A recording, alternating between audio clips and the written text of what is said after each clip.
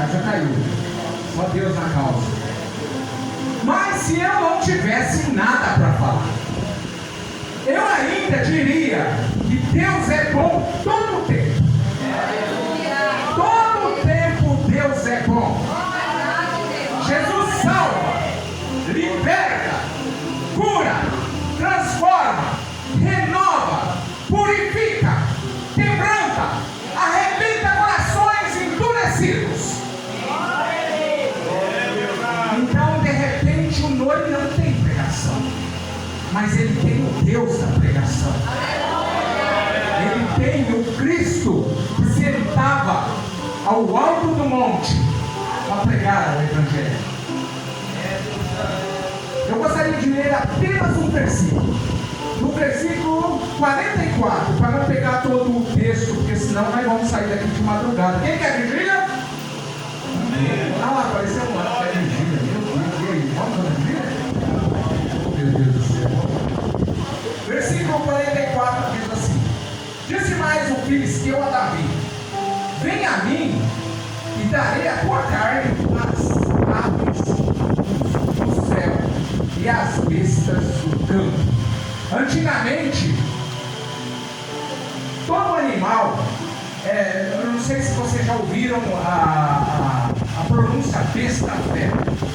Besta-fera é um animal maior, é um tigre, é um leão, é um urso. Mas as bestas poderia ser um cachorro do mato, poderia ser um abutre, as aves do céu. E os filisteus, eles não tinham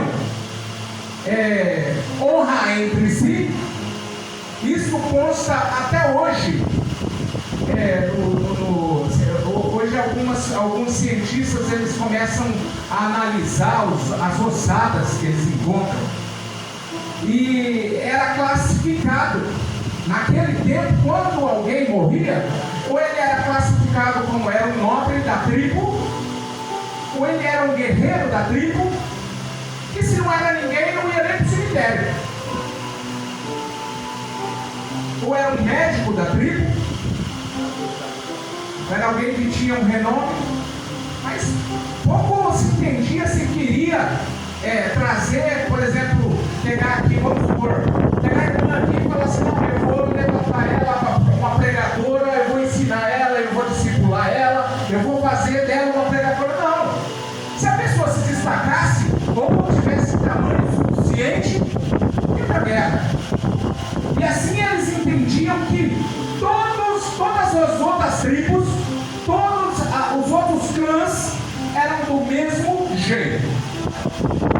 E aí, quando Golias está no campo e ele olha para um menino, uma criança, basicamente, um entregador de queijo. Quem era guerreiro eram os irmãos dele, ele ia levar queijo. Os irmãos provavelmente gostavam de queijo. A Bíblia fala que ele ia levando queijo e mais algumas outras especiarias. Ia levando algumas coisas para o rei, ia levando algumas coisas para os irmãos e para os guerreiros. Veja só, meus irmãos, o que o mundo pensa do cristão. O que o mundo pensa de você. Mas ele não sabe que quando Deus quer te trabalhar, quer te moldar, ele começa a pegar você e fala assim: vem cá, vem pro meio. Ele começa a pegar você e fala assim: olha, eu vou te forjar e vou te fazer alguém. Não importa se alguém olhar para você, mas essa daí, o Nori, o Nori, logo o Nori. Tinha coisa melhor para pregar hoje, não? Não tinha ninguém para pregar, não tinha que ser o Nori. Mas Deus vai te usar aonde você estiver. Não é só no público, é na sua casa, na internet, é no Facebook.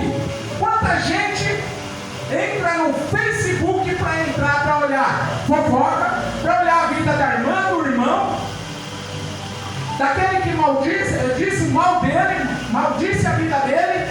Ele quer ver e ele quer ainda situação que a pessoa está passando.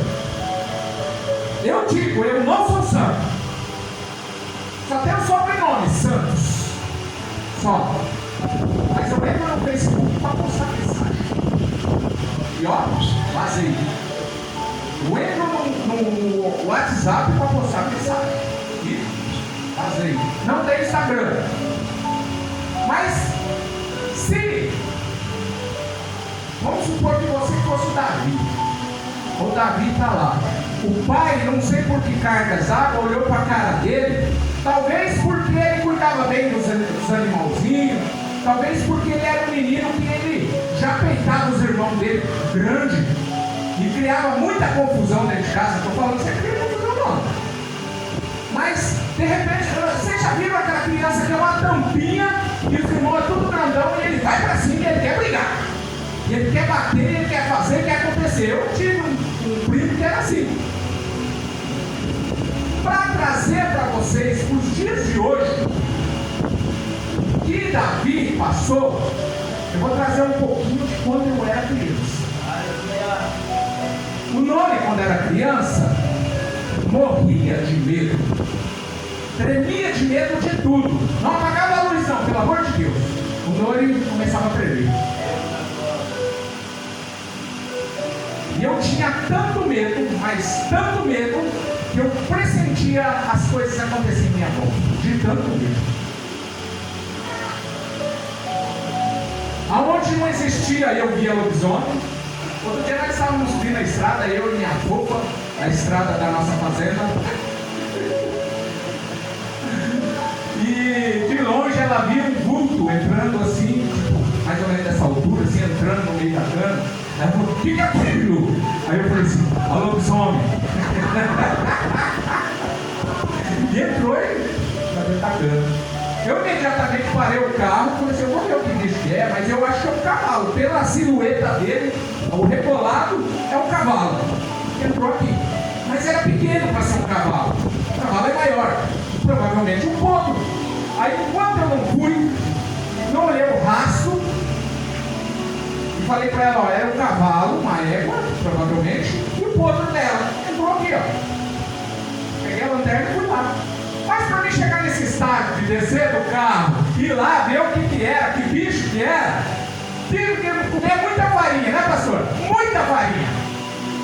Eu estava uma noite na minha casa e o medo, o pânico, eu estava sozinho, numa cama de casal enorme. Meu pai tinha montado um comércio na cidade e a pessoa comprou um sítio que era do meu avô. Eu falei, eu vou ficar tomando conta. Perguntei para o rapaz, eu posso ficar tomando conta da tua casa? Pode. E eu fiquei na beira de um brejo, tudo fechado, tudo trancado, o medo imperava no meu ser. E parecia que quando eu dormia, parecia não, se tornou real para mim. Eu colocava a coberta no corpo e uma mão fazia assim, ó, por cima da coberta. Eu com a lanterna embaixo para você, nada. Apagava a lanterna, me escondia, cobria a cabeça e lá vinha negócio de novo. Aí eu comecei a lembrar dos salmos de Davi. Mas eu lembrei que quando ele fez os salmos, ele estava no meio dos matos, envolvido de tudo quanto é tipo de bicho em volta dele, Saul perseguindo ele. E aí chegou uma hora que aquela mão veio de novo, faz alguma coisa, quer matar, quer fazer o que você quiser, você faz o que você quiser, eu não estou mais nem aí. Já acabou, eu não quero mais ter medo. Isso só lembrando da palavra do Senhor. Mas isso já havia muito tempo, eu teve muito tempo. E eu tomei uma decisão. Eu não quero mais ter medo de você. Eu não quero mais ver a tua cara. De repente, pastor, eu não senti mais nada e não vi mais nada. E 1h30, 2 horas depois, isso era quaresma, hein? Quaresma, para quem sabe, no sítio, antigamente principalmente, todo mundo tinha medo do quê? E E eu acordei 1h30, mais ou menos depois, aquele silêncio, aquela paz dentro do quarto. Eu fui lá na porta que saía, estava de frente para o córrego lá na frente, abri aquela lua linda, maravilhosa. E eu saí, eu olhei, e aí o quintal da casa, não sei se vocês sabem, antigamente, eu falo antigamente porque eu não sou velho, tá? Não vou contar a idade para vocês, mas eu sou velho. Aí, eu peguei uma enxada e falei assim, eu vou rapar o terreiro ao claro dessa lua. E comecei a cantar, e louvar, e salmodiar. E aí depois, quando estava quase amanhecendo o dia, que eu limpei tudo, eu lembrei do encontro que eu tive no turno, e eu lembrei do que Deus havia feito na minha vida. Ele falou assim, ó, e arrancou. Eu fico imaginando, diante desse testemunho que eu conto para os irmãos hoje, como era Davi. Imagina Davi, um cara clarinho, ruivinho, miudinho. A palavra fala que ele era miudinho. Talvez por ainda ser criança, né? Porque depois que ele se tornou um guerreiro, diz que ele se tornou um cara bonito, bonitão, fortão. Então eu pergunto que ele era criança ainda. Mas o pai fala assim, a partir de hoje, filho, você vai tomar conta das ovelhas. Eu fico imaginando o que ele já passou para chegar até uma ovelha e a livrá-la das mãos de um urso, das mãos do leão, das garras de um leão. Eu imagino dois tipos de Davi. Ou é aquele que é tupetudo, 3 tipos. Ou é aquele que é tupetudo e fala assim, eu vou e eu quero ver que leão que vai vir, que urso que vai vir. Eu quero ver que bicho que vai vir pegar as ovelhas, mexer com as minhas ovelhas. Eu vejo o outro Davi com medo, aprendendo pouco a pouco,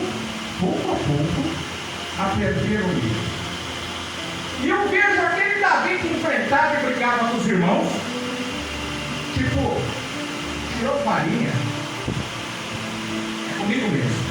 Eu vou para cima, não importa o tamanho. Mas agora, tirando esses 3 tipos de Davi, eu vou colocar mais um Davi. Aquele Davi que sofreu tanto na unha dos irmãos, que sofreu tanto na unha dos pais. Vocês me entendem? Às vezes nós sofremos nas unhas das pessoas que nós temos. Nós padecemos com as pessoas que nós temos. Eu vejo aquele Davi que falou assim, eu vou, pai, tomar conta. E quando ele saiu no caminho com as ovelhas, já ensinando elas a seguir ele e tudo, ele falou, não importa se eu for comido, pouco importa se eu for comido por um bicho, se eu for morto com uma besta terra, pouco importa. Porque eu já sofri tanto na minha vida e já não tenho mais medo de nada. Outro dia nós estávamos andando, vindo fazer alguma coisa na cidade. A hora que nós entramos na cidade, o camarada ele entrou assim na cidade, mas indo na via com o carro, e ele assim, os carros passando, atravessando, tipo, quer brecar, breca, não quer brecar, me atropela. O que eu vejo nisso tudo? Pessoas que, assim como, talvez, eu não quero conjecturar, tem gente que fica achando estudos fora das escrituras e livros que não são Bíblia para trazer a vida de Davi. Outros falam, eu imagino que era assim por causa disso, por causa daquilo. Não, eu imagino que poderia ser assim. Então eu vejo que muita, porque eu já fui assim. Eu, por causa de problemas com pai, com mãe, com família, problemas comigo mesmo, muitas vezes eu falei, pouco importa se eu morrer. Se aconteceu alguma coisa comigo, eu já enfrentei. No serviço eu já enfrentei bandido. Pouco importa o que aconteceu comigo. Mas, quando quando você tem um encontro com o Rei dos Reis, Senhor dos Senhores, que coloca uma harpa na tua mão, ó, Davi, isso aqui faz espantar os bichos selvagens. Eu não sei se você sabe, o som de uma gaita, o som de um violão, o som de qualquer instrumento que seja diferenciado, ou um assovio, espanta qualquer bicho que estiver na tua frente. Ele não tem coragem de chegar em você. Então, ó, fica a dica: quando você estiver fazendo uma visita lá para a África e você se perder no meio do mato, vai assoviando, ou batendo pau. Tem gente que bate um pauzinho no outro. Eu não sei, de repente a gente está aqui falando e de repente alguém aí é nobre, vai pegar um avião e de repente o avião tem que fazer um pouso forçado no meio da mata. Então fica a dica aí: os animais detestam barulhos que eles não entendem, que eles não conhecem. E por isso, talvez, eu não estou dizendo que é isso, veja bem, eu não estou querendo deturpar a Bíblia. Davi, ele tocava essa harpa provavelmente para que